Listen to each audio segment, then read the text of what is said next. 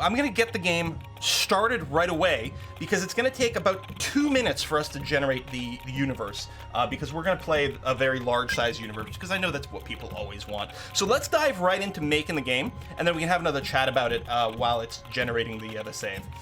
So some of the UI is a little bit meh. That's the one thing with it, like it's not the most elegantly designed UI, although it is very functional. So we're gonna start a new game over here. And there's a bunch of different bookmarks for the different types of the different expansions that had come out in the past. Plus you can play as a pirate faction. We're just gonna click here, custom game as a standard empire over here.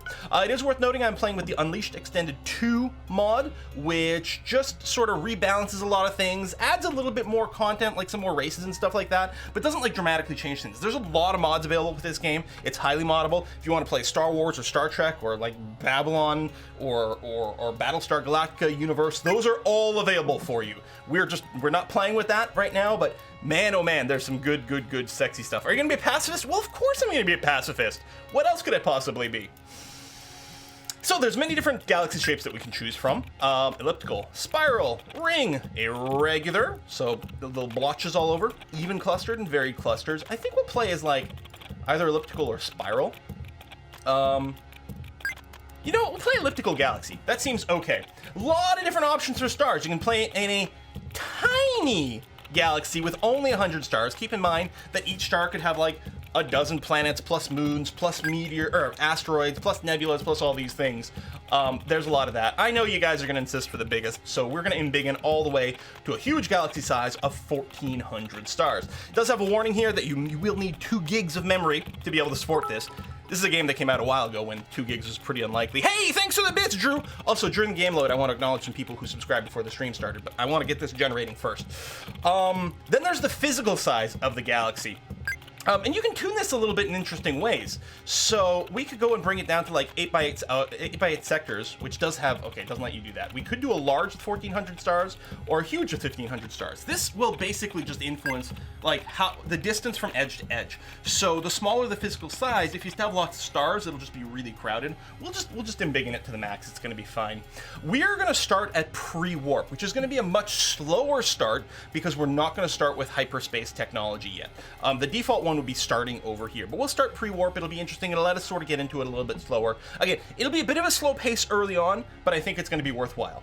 We're going to leave the aggression level and the difficulty on normal because I haven't really played that much, so we're going to do that. You can have the difficulty scale up as the player nears victory, which is kind of a cool option here. We're going to leave research costs on normal. We're going to keep space creatures on normal, pirates on normal, and their strength on normal. Pirates can actually be a big pain in the ass, especially pre-warp. So the history of this galaxy is, at some point in the past, there were lots of races all throughout the galaxy, all over the place, and there was some sort of giant war, and we've basically been going through a dark age where basically everyone lost most of their tech and things like that and kind of got reset. These pirate factions are some of these leftovers from before that still have access to this warp technology, so they can come and sort of harass you early on. But it's gonna be okay. Whiskey and chocolate from Mick. Hey, thank you very much. Able to do it again. I see you're playing my favorite game in existence. A warning for everyone: if you have a 4K monitor, you can't play Distant World Universe. Yeah, so they don't have UI scaling in this game.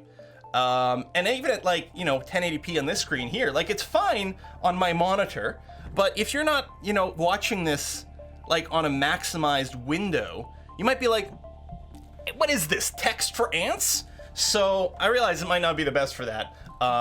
Maybe I could change my resolution to like 720p and then record it from there, and then that would effectively embiggen things. I don't know. We'll go with this, but yeah, that is true. You can change how close to you pirates spawn.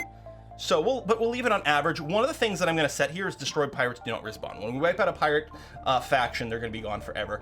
You can preload existing maps and stuff too in here.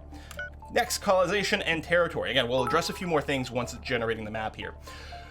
How many sort of colonizable planets are we going to have? Is it going to be a really rich universe or very poor? We're going to leave it on normal. That's going to be fine. Independent alien life is quite cool. So on the next screen, or 2 screens from now, we're going to set how many AI empires exist at the start of the game. Independent alien life is different. They're sort of scattered on some planets. They don't count as an empire, but it's possible for them to grow and become an empire over time, which is kind of cool. We'll leave that on normal. Colony influence range. This is from each colony how much sort of space it claims around it. So you could go very small and the colonies won't grab very much territory, or very big. Game suggests 106% for this for our settings. Sure, that sounds fine. And whether or not we enforce colonization range limits. If you turn this off, you can colonize any planet anywhere. It doesn't matter how far away it is. By turning this on, it forces empires to be sort of like, you know, contiguous, because they can't just randomly colonize something a million miles away. So we're gonna leave that on. We'll have a 2-sector limit, which is actually gonna be fairly generous here, but I think that's gonna be okay. Yeah, basically primitives from Stellaris sort of thing. Okay, so races. There are a ton of races in the base game, and the Unleashed Extended adds a bunch more. Now, there is no real ability to build your own custom race within Distant Worlds universe by default. However, these files are super easy to edit and make your own modded race if you want. There's a lot of great ones here. So we've got the Acadians, Etuk, Benoseret, the Boscara, the Scalif, the a bunch of different names that are hard to say. Hey, there's the humans. We'll take a look at the humans. We're not going to play the humans, but as a by-to-by, we'll take a look over here. You can read more about the race in the Galactopedia as well, so you get some information about their background, and then you get their stats here, which is the same as the stats you were seeing on the other page. It's Fang! Hey, Fang! Hi, Quill. As always, enjoy all that you do, and enjoying RimWorld and CK2. Thank you. Well, thank you very much, Fang, for your continued and very generous support. You are awesome, and I'm loving our current CK2 game. I'm so happy that we're playing that. Oh my God, things have been a hoot. I can't wait to see how things are going. Okay. Again, well, I'll catch up on the chat once the game is trying to generate a map. But let's talk about, like, so this is an example of a race. So this is race family humanoids. Humanoids will like each other more than, like, say, insects and humanoids, or reptilians and humanoids, that sort of thing, right? So people of the same racial family tend to get along better. Native planet type, default reproduction rate. Characteristics over here. So I believe this helps to guide the AI in terms of choices they do. In addition to that, so for your own race, I don't think this has any real impact on your gameplay, with the exception that races with matching characteristics will like you more. So whether or not you're, you know, whether or not you play the humans as aggressive or not, you're going to be friendlier with people who are more aggressive, as I understand it. Again, I might be super wrong. I haven't played that much of the game, and there's so much to it that it's hard to know everything. Various bonuses. So, you know, humans are good at spies and research and things. So these are luxury resources that humans like, and then there's different victory conditions. The way victory conditions work in Distant Worlds universe is very different than in most other games. You sort of don't just pursue a victory condition. Instead, there's a bunch of different victory conditions, and you have to get enough score in all of the different ones to meet a certain threshold. And there's universal victory conditions, and then each race has its own victory condition, which is then further sub-broken down into things. So for humans, their racial victory condition, they can earn up to 25% of their points from controlling continental worlds, from having mutual defense pact, destroying more enemy ships and bases than you lose, have trade income and tourist income. And even if, like, you have everything here maxed out, that doesn't mean you win the game, because it's built into all kinds of other victory conditions and stuff. It's really weird. Anyway, then you've got, like, your colony cost, extra character variations, and so on and so forth. So again, tons of different races. I was thinking of playing the Enton over here because, you know, first of all, they're pacifists, and we're pacifists, so that would fit in very well. And they're actually not that dissimilar from the humans. They are humanoid family. I think it's a little easier to read on this screen here. They are a humanoid family, and they like continental. We actually have a slightly higher default reproduction rate than the humans, which is nice. We'll expand more easily this way without having to necessarily war. Very cautious, unfriendly, but we're very intelligent. Only slightly dependable, but that's better than the opposite. We do have better spies. We have much faster research, which is really nice. These are the luxuries we like. We like Phalasian spice, silicon, and Akuros meat. Our personal victory conditions are to carry out the highest number of successful intelligent missions in the galaxy, explore 100% of the galaxy, perform the most research in the galaxy, and spend the least time at war.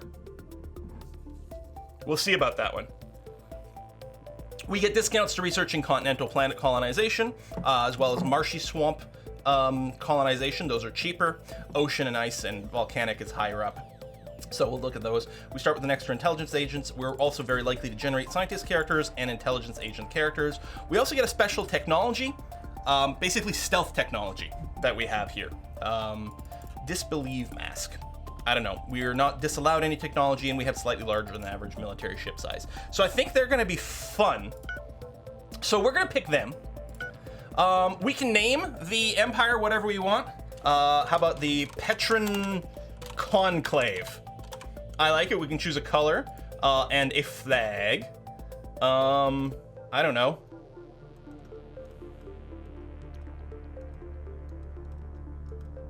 Oh, dragon. Let's be a dragon. Excellent. You know, if we're gonna be dragons, let's go put like a red background. There we go. Arr! Whiskey and chocolate from Mick again. Hey, characteristics not only affect relations, but the actions, the AI, and the recommendations from the game as to what you should do. Thank you very much, Mick. Have you played the game, or are you really fast at Googling? Galaxy starting location. Core, outer core, inner rim, outer rim. There's also a bunch of different starting situations that can like break down the balance of things. You can play a game where like there's a giant central empire and then a bunch of weak ones on the outside, all kinds of stuff. Home system, we're gonna have it stay on normal over here. Our empire size is gonna be starting. Again, we could start as a giant empire if we wanted, like one that's been around for a long time. We could change our starting tech level individually. We'll keep it at pre-warp. Corruption will be normal. And our government over here, I'm gonna pick Republic. It's quite nice. It's got even more research speed, so I think we're gonna do that. You can't see the drop downs. Yeah, I was worried about that. So this game is only available on Windows because it actually, yeah. I'm gonna have to change to display capture mode and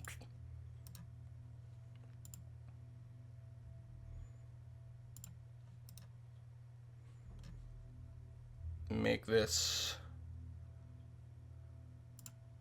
How come it's not?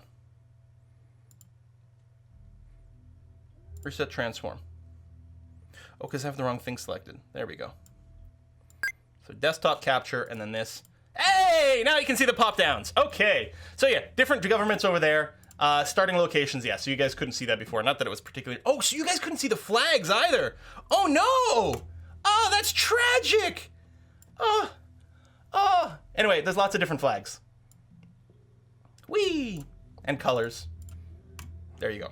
All right, so yeah, we could be, I mean, we could go and be like a dictatorship of some kind, but that seems crazy. Anyway, we're gonna work with lots of tech.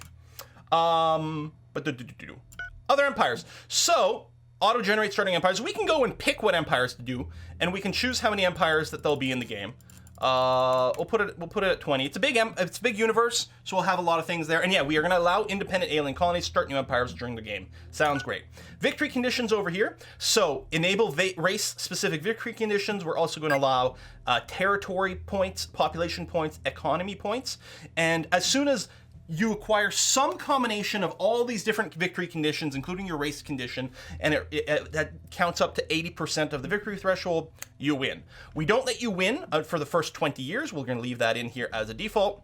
We could put a time limit, we'll leave that there. You can enable all sorts of different events and things here. We're going to leave those all on. Allow tech trading, which I understand can be kind of abused, but I don't think it's going to be a problem with us. Allow giant call tours at game start. Sure. And we're going to start the game. So this is going to take a couple of minutes here. So yeah, let's catch up a little bit on some of the chat. Is there a circus and candy like Dwarf Fortress? There's a ton of crap like that. A ton of like hidden special stuff that can be really, really dangerous and scary. Late game universe ending disasters, all kind of jazz that you might have come to love and expect from your favorite 4X games are certainly in here. I want to give some shout outs to some resubs. We got Nooble coming in at 29 months. Literal Trash Person at 8 months. We've got Oful at 58 months. Oful, who I still remember from so long ago when I was playing Darkest Dungeon. It was one of our people in there. You are awesome. We have mixed with the contributions of Whiskey and Chocolate Fun. We got Old Programmer coming in with some 200 bits. Thank you very much. Raven's Path as well with some bits too. We got Lodrian resubbing for 46 months. Pickle Chew for 4 months. Says, I can't think what to say. Frozen Shadow Dragon coming in at exactly 3 years of subscription. Hey, also still one of the best names. I do love it. So good. We got Norwegian Blue coming in at 33 months. Quill playing 4X. Must be my lucky day. What's my lucky day too?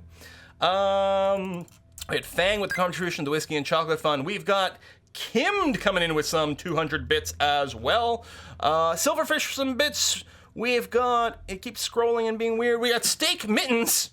Steak Mittens with 28 months. We've got Rookathar with 12 months, the 1-year subiversary.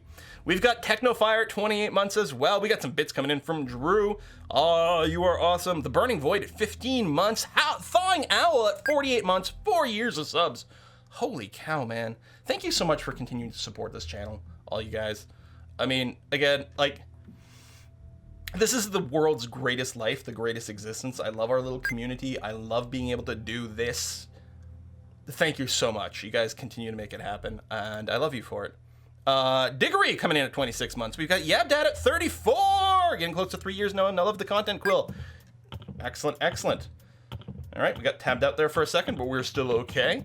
We got J4 Aceman coming in at 15 months. Can't wait for you to convince me to buy another multi-100-hour game. This will definitely be one of them. Arbez at 18, Yabushido at 52 months. Durava at 22. All right, I think I'm mostly catch up. My apologies if I missed anything over there. Gotta go fast. Gotta go fast. Okay. Are you ready for this? So, I know there's a ton of stuff on the screen. Again, it's not the cleanest UI, although it is like, it's a useful UI. That's, I guess, the thing, right? With strategy games, I always say, are like built or broken based on their user interface. Because the idea is you want to give the player as much information and control as possible without being overwhelming, but also without requiring like too many clicks and like sort of like sub levels of stuff. Joraya Toadsage, thank you very much. Hey, Quill, been lurking around your YouTube channel and occasional streams for a while. Love your stuff. Just picked up the Megacorp DLC for Stellaris. Have you tinkered with it yet? Also, the game looks great, if hard to read. Yeah, the font size is going to be a little bit of a thing, unfortunately. So I assume you mean you pre-ordered the Megacorp DLC, right? It's not actually out yet? Am I crazy? Doesn't it come out like really early December? Anyway, I don't have an early code for it yet. So unless I'm really confused. Okay.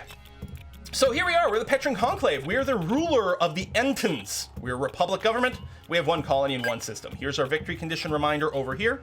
We are a standard empire in the Age of Shadows. Pirates, smugglers, and mercenaries rule the galaxy. Your empire is largely undeveloped with no space technology. Before you can take to the stars, you must first research critical technology like hyperdrives and colonization. Meanwhile, pirates and others retain these key technologies and thus dominate galactic affairs. As a fledgling stellar empire, you must develop the technologies you need while manipulating pirates and smugglers to work for you. And what you should do. All right, so we'll start playing and then we'll pause immediately. I think the game may have been on pause while I was reading that, actually, which would be a little unfortunate, but I'm not sure. Okay, so here we are. This is our current home world. We're gonna go and rename it right away. I think we've got to rename it from our colonies screen here. There we go. So we're gonna rename our home world to Petra. Boom. We're also gonna drop the tax rate a whole bunch. We'll talk about why we're doing that later on. I'm gonna drop it to about 5% here. Okay, so this is our world. So it is a continental moon. Wait. Oh my! We are a moon of this gas giant. Pretty cool. So we can zoom out some more. And yeah, there's our sun over here. Sapilla is the name of our sun. We've got some other gas giants over here. We've got, you know, some little desert planets over here. Not a whole heck of a lot going on in our solar system. As we continue to zoom out, however, so this is a sector, right? This squared off area. We can keep zooming out, and there we go. This is the galaxy. 1,400 stars in this galaxy. And honestly, we're not even going to come close to exploring a fraction of them within the context of this stream. It's just crazy. Name it Moon Moon. I just dropped my toast and it didn't land on the wrong side. Oh! Rangora, that is incredible luck. And yeah, we're really close to the galactic core, which is interesting. It means we're going to be surrounded by stuff, but it also means our expansion is going to be relatively easy because we've got a lot of directions we can go into. Although note, we are in a spiral galaxy, so you can see the spiral of stars going on there. Anyway, we're going to go ahead and just zoom in. We have nothing to do in the galactic sense for a long time. In fact, we really have nothing to do much in our solar system right quite yet. So there's our planet of Petra. We get a little bit of information in the bottom left corner over here. So it's a continental moon of, I believe this is the size of 29K. It's quality 87%. So quality and size all affects like population and money and all kinds of different stuff. So our populace we're Entons over here. We currently have about 2.6 billion people living on the planet. And we have a variety of resources available. We've got some chromium, we've got some carbon fiber, we've got some polymer, and we've got some necrostone. And we've got tiny little percent numbers to each one of those that are basically impossible to read, but it's okay. That doesn't matter. We can click on these and get some description of them as well. So necros is a deep red gemstone used in weapon components. It's normally found on volcanic worlds, although in this case it's on a continental world, and we have access to that. That's lovely. We got some value, we got some happiness, we got all kinds of different stats there. It's a little easier to see some of those things. Well, no, apparently I'm lying on this view over here. The inhabitants of Petra are happy right now. We're Entons, so we build things on this kind of planet faster, which is good. We have Phalasian spice? I don't think we have either one of these. I'm not sure. Anyway, right now, and we're pretty happy. We got a high level development. Karis meat is giving a bonus to happiness. Maybe we had a stockpile of it? Oh, the music's too loud? Yeah, we'll bring it down then. And they like the tax rate. So we've lowered the tax rate a fair bit here. In fact, we might want to set it to 0 because lower taxes equals happier people, which means more babies get made. Apparently my leader has a happiness penalty. Ew, that's terrible. And yeah, we'll lower the music here. Options. We're going to drop you down to here. Oh, the other thing I want to talk about is my settings over here. So I've got everything set to expert mode right now. So we're going to be manually controlling everything.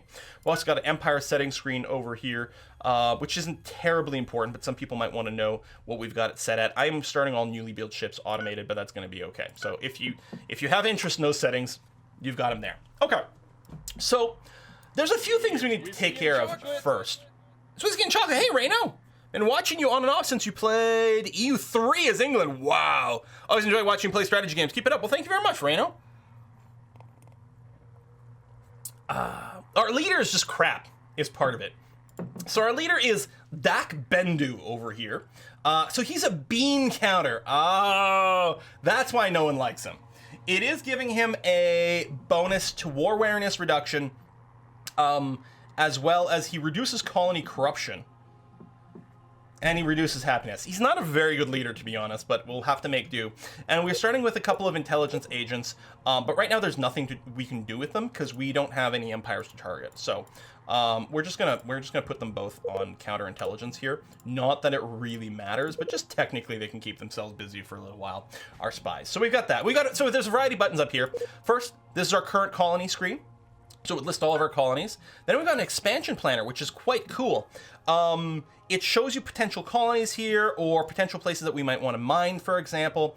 And it gives you a list of all the resources that exist in the game. There's a lot of them. Some are strategic resources that are used to build things. Some are luxury resources to make people happy. There's a bunch of different stuff. And your supply over here. So we have some amount of some things, and so that must include some of those luxury resources. Yeah, we started with a little bit of some luxury resources, but we don't have the ability, I think, to mine anymore in there. So you can sort by empire priority, which can be handy. Anyway, all right. So that is the expansion planner. We'll be using that a lot later. Empire comparison and score screen. So this is us. This is how close we are to victory. We're 24% of the way towards victory right now, just because we have some territory and some population and so on and so forth. Achievements and all kinds of different stuff that you can do. It's actually pretty great, the amount of details that you can get in here. It'll be more useful later on. Empire policy screen is where you can choose how much of the game is automated. And the thing is, you can automate everything if you wanted to. You could set everything to be fully automated, and if you did so, your empire would basically run itself like an AI empire. But you can still intercede. You could totally just intercede on things and control something. You could play, if you wanted to play like a Star Trek experience, you could play a human empire, automate everything, but keep manual control over a ship or a fleet and do stuff that way. It's pretty great. There's a game editor, character screen we just looked at, diplomacy screen, nothing to do there. Empire summary screen is pretty helpful for economy, and we'll be taking a look at this later on, but the big thing is that it's got the state economy and the private economy over here. And the private economy is basically automated and will do great things. Research. Okay, so this is a big hairy category over here. You're constantly going to be researching things in 3 different categories. They all research side by side at the same time, and there's a lot of different tech in here. I know there's like a funny sort of redrawing that happens as you drag here. This is the way the game is. And yeah, it was all programmed as a Windows UI, which means there'll like never be a Mac version. But there's tons of different categories. I'm going to queue up a few things here for weapons. What are we researching right now? It's currently researching gravitic weapons. I think I'm going to turn that off. Is it auto-queuing something? No, there we go. It just had a couple of things queued up. Orpheus! Hey, thank you very much for that. Wow! You say you love this community. Well, here's what I think of that. Thank you very much, Orpheus. That's amazing. Oh, thank you. Holy cow. Right, so I'm going to research some armor plating. To me, it's a little weird that armor plating comes after... Okay, you know what? I must have AI research enabled.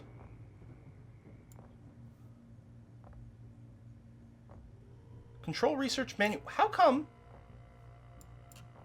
Am I misclicking something? So something keeps starting to research? I must be. Maybe in all this scrolling. Anyway, I'm going to start armor plating. You just click stuff by accident. Okay, thank you very much. I'm going to start armor plating, and I'm going to want some shields early on as well. I know that's going to be... Well, actually, and then I think I'll do beam weapons. And just enhancing the beam weapons to start off with. Where are the shields? Are they here or are they under energy? They might be under energy stuff, which is totally okay. All right, we'll queue that up. Oh, energy, there we go. So shields are being researched under the energy category, which I think is fine, because we'll have to have some of this. Reactors. So what we want is warp technology, but we can't unlock it right now. We've got to find a special project to get us started. That's okay. And it will be the highest priority thing to research early on, as soon as we unlock it. But I'll go ahead and queue up a couple of things here, just to keep it started. High-tech personnel transit system. Unlocking it's not the worst, because we will need it for our passenger ships later on. I just don't know if that's the first thing we need to research. We don't need colonization yet. But the thing is, I don't know if we have to rush any of these. Enhanced planet surveying actually would be kind of nice. Tell you what, let's do planet surveying first. We'll talk about tech a little bit more once we get the ball rolling. And we really don't need this early on. We actually just might want the better storage. Actually, the medical systems can be really nice to put in orbit around a planet. Maybe we'll do a little bit of that. Okay. Think about rushing the happiness stuff. By happiness stuff, do you mean the medical and the entertainment systems? Because I think that's what you mean. You want energy collection before shields. I don't know if it's going to matter, because I don't know if we'll you're kind of right. Okay, there we go. Energy collection and then shields over there. And then there's another screen over here with research stations. Well, we're not talking about too much of that too quickly. I think I missed a whiskey and chocolate here. But this total empire research potential here of 404. 404, research not found. This is how much research you're kind of allowed to make. And it will scale based on various things, but the idea is to not let you snowball. I guess there's like a practical limit of like, well, if you only have so many people, only so many of those people are really going to be qualified to be scientists and things like that. So it sort of puts a little bit of a ceiling on there. So we'll be taking advantage of this as we build our very first trade station. So those are the big ones just to oversee right now. There is one more category that we kind of have to take a look at right away, unfortunately. Or fortunately, because it's awesome. The design screen. So we can design our ships like you can in many great 4X games. But the amount of control you have over some of this is kind of nuts. Anyway, let me check. I missed that whiskey and chocolate contribution here. Who was it? It was Calum Cheney. Hey, thank you very much. Always nice to catch a stream, but angry because you invaded my home in Surrey in the last CK2 episode. A great fun to watch you play. Keep it up. Well, Calum, it's just because I wanted to come see you. Speaking of coming to see you, I'm going to be in Bath, England next week. In just a few days, I will be in Bath. So I'm going to try to plan a fan meet on Thursday evening. Thursday coming up in Bath, Somerset, England, United Kingdom. So mark your calendar. I'm planning on something that maybe starts at about 6 p.m. I'll be making a video for it, and it'll include a link to a Facebook event or something so you can sign up. So we've got a rough number of how many numbers of people there are. You won't need Facebook. You can also email me. I'll make a YouTube video for it. But if you are in the UK, clear your schedule for Thursday evening. We're gonna hang out, have some brews. Anyway.